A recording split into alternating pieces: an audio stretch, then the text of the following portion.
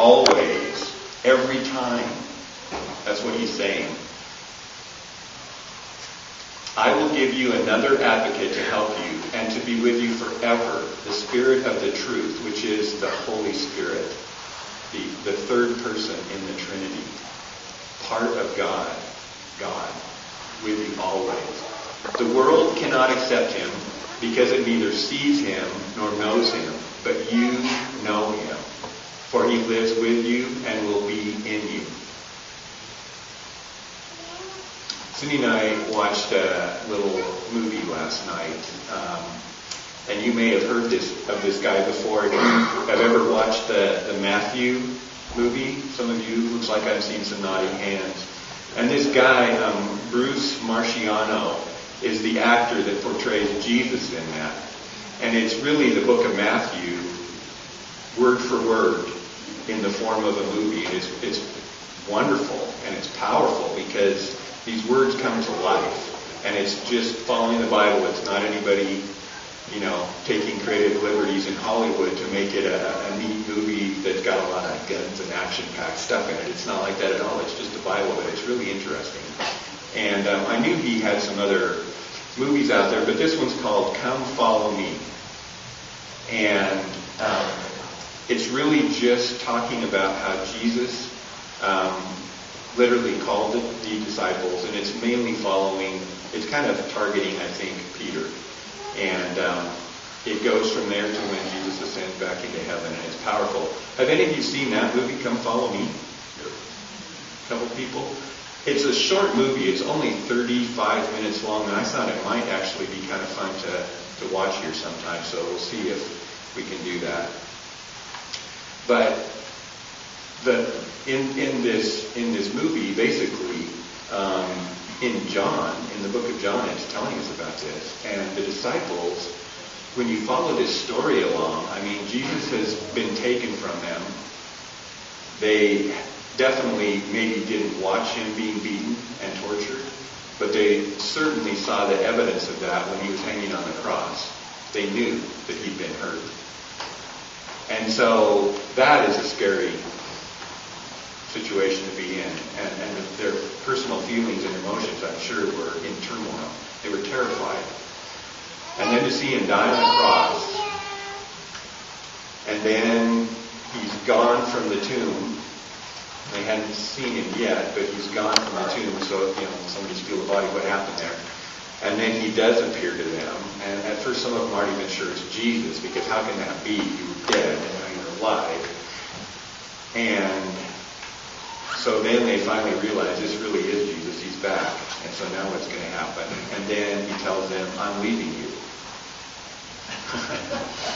I'm leaving you. And can you imagine the feeling you would have? And the disciples question him. It's like, don't leave us, Lord. Don't leave us now. And he says, don't worry. I'm sending you someone. It's the Comforter. He will help you. He's from the Father. I'm sending him to you. He will be with you always. And that's what that text was just saying. He will be with you forever. And my favorite text, and I've shared this with you before, is Hebrews 13:8, I think, and it says, Jesus is the same yesterday, today, and forever. He does not change. And so when he says, I will be with you forever, he means forever. Forever. What does it feel like to be deserted? Not just in a little boat on a big lake, but have you ever felt alone? Maybe you did something and you had guilt that made you feel like, nobody likes me anymore. Or maybe you were literally lost somewhere and just felt all alone. Jesus experienced that feeling.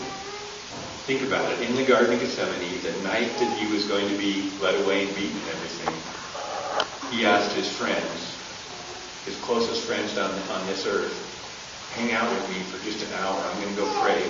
You guys just pray. Keep watch.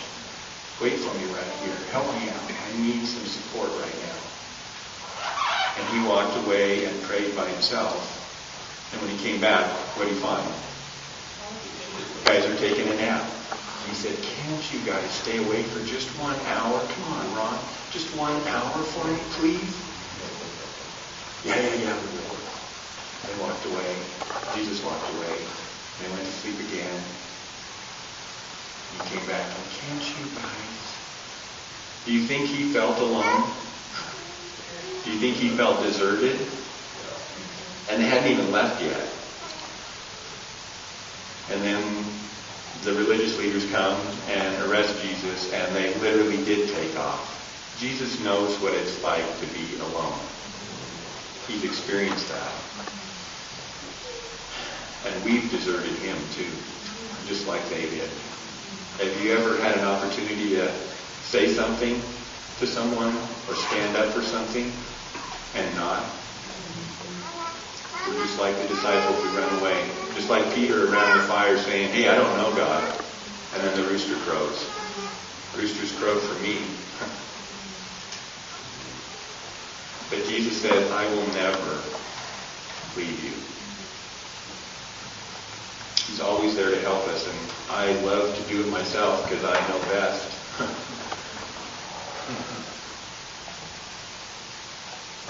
And I'm learning again, just like God took the disciples out on that boat, on that stormy lake, to teach them a lesson that if I'm in control, he's telling them, I've got this.